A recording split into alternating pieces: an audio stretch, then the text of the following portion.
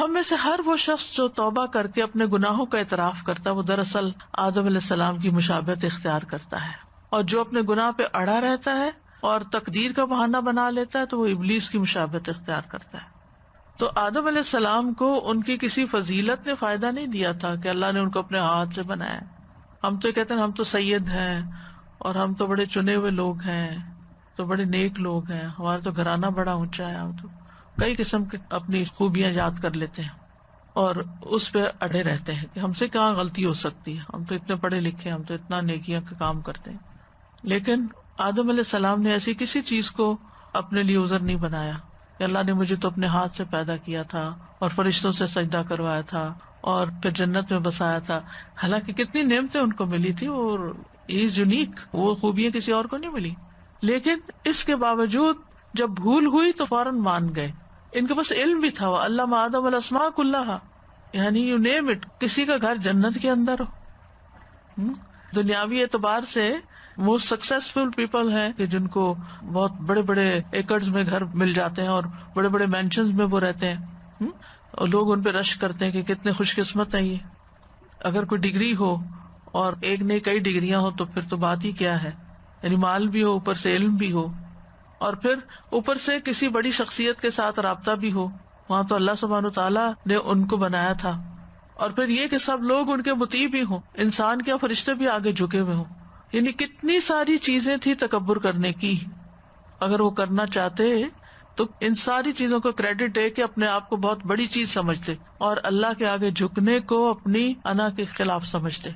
لیکن انہوں نے اس میں سے کسی چیز کو بھی نہیں سمجھا کہ اس کی وجہ سے میری کوئی بڑائی ہے، بلکہ کیا کہا، ربنا ظلمنا انفسنا وَإِن لَّمْ تَغْفِرْ لَنَا وَتَرْحَمْنَا لَنَكُونَنَّ مِنَ الْخَاسِرِينَ۔ اللہ اگر تو راضی نہیں نا تو یہ جنت اور یہ فرشتوں کا سجدہ اور یہ علم اور یہ سب کچھ میرے کام نہیں آنے والا، یہ فائدہ نہیں دے گا۔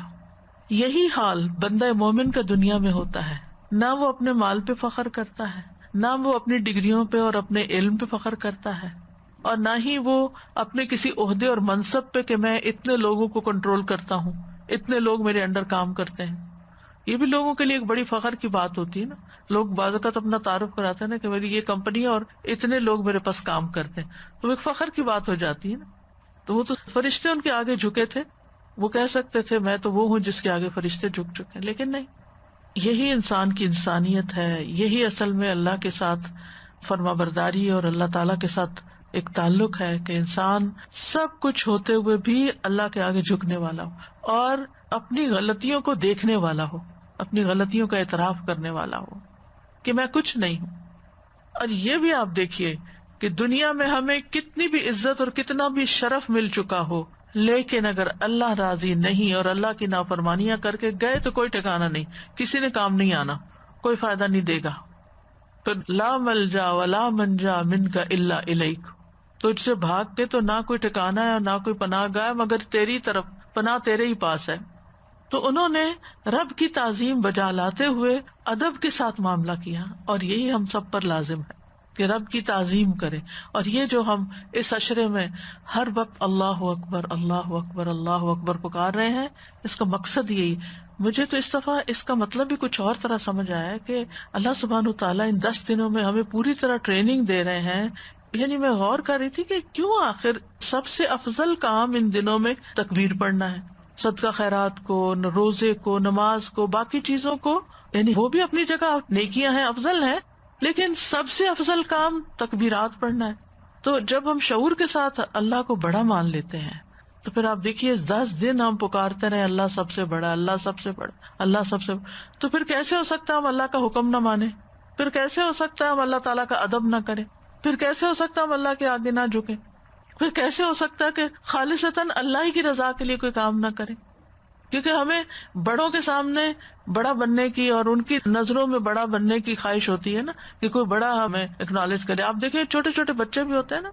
تو جب کوئی ان سے بات کرتے پہلے اپنے ماں باپ کو دیکھتے ہیں نا کہ وہ راضی ہیں کہ میں اس سے بات کروں یا میں یہ کام کر لوں۔ تو اسی طرح جو انسانوں کا غلام ہوتا ہے وہ صرف انسانوں کی طرف دیکھتا ہے، میرے ماں باپ خوش ہیں میں یہ کام کر لوں، کوئی نہیں دیکھتا اللہ خوش ہے یا نہیں۔ عام طور پہ لوگ صرف اپنے سے اوپر جو بڑا ہے اس کو دیکھ لیں گے. استاد خوش ہے، پیر خوش ہے، بزرگ میرا خوش ہے، فلاں خوش ہے، اگر وہ خوش ہے تو بس ٹھیک ہے، یہی میری جنت ہے. اور بعض اوقات لوگ اپنے ماں باپ کو خوش کرنے کے لیے اپنی بیوی پہ ظلم ڈھا رہے ہوتے ہیں. وہ کہتے ہیں یہی ہماری جنت ہے ماں باپ، یہ اگر ہم سے خوش ہیں ہماری مرضی جس کے چاہے حقوق مار لیں. تو یہ جو غلطیوں کو نہ جاننا، نہ پہچاننا، نہ ان پہ معافی مانگنا، نہ ان سے نکلنا، یہ ایک اپنی جان پہ ظلم ڈھانا ہے. تو کسی انسان کو اس بات کی توفیق مل جائے کہ وہ اپنی غلطی دیکھ سکے اور اس پر شرمندہ ہو جائے اور پھر اللہ کے آگے جھک جائے، اللہ کو اپنا رب مان لے اور پھر اپنی حالت کو پیش کرے، ظلمنا انفسنا، اللہ جان پہ ظلم ہو گیا، ہم نے غلطی کر لی ہے، اور پھر اپنے معاملے کو اللہ کے سپرد کر دے، وَإِن لَّمْ تَغْفِرْ لَنَا وَتَرْحَمْنَا، اور پھر امید رکھے کہ اللہ ہمیں معاف کر دے گا، اور اگر نہ کیا تو پھر تو کوئی نجات کی جگہ ہی نہیں، لَنَكُونَنَّ مِنَ الْخَاسِرِينَ. تو اس لیے یہ دعا بہت کچھ سکھاتی ہے ہمیں. یعنی آدم اور حوا نے جو پہلی دعا کی، یا انسانیت نے جو پہلی دعا کی، وہ اپنی غلطیوں کے اعتراف کی، کیونکہ جب بخشش ہو جاتی ہے نا تو باقی دعائیں قبول ہو جاتی ہیں. کیونکہ اگر ہمارے اوپر گناہوں کے ڈھیر ہیں اور ہم کہتے ہیں یا اللہ میں رزق دے، روزی دے، اولاد دے، فلاں دے، فلاں دے، تو ابھی تو آپ کا دروازہ ہی نہیں کھلا، تو آپ باقی چیزیں کہاں سے لیں گے؟ تو سب سے پہلے تو استغفار کر کے، اپنی غلطیاں مان کے، توبہ کر کے اپنے بوجھ ہٹائیں اور اپنی راہیں آسان کریں، اور پھر اللہ کا قرب ملے گا اور پھر رحمت اور بخشش آئے گی.